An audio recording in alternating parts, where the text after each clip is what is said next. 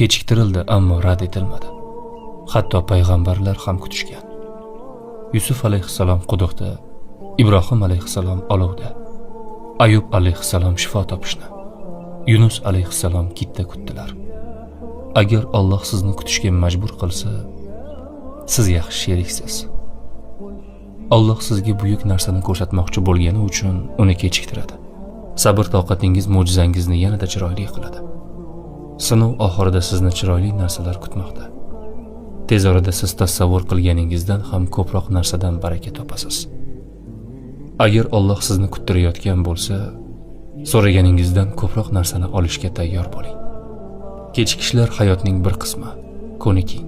Hamma narsa sizning rejangiz bo'yicha ketmaydi. Qachonki Alloh kechiktirsa, unda xayr bor. Siz buni hozir ko'ra olmasligingiz mumkin, lekin Alloh sizni nega kuttirganini ko'rsatadi.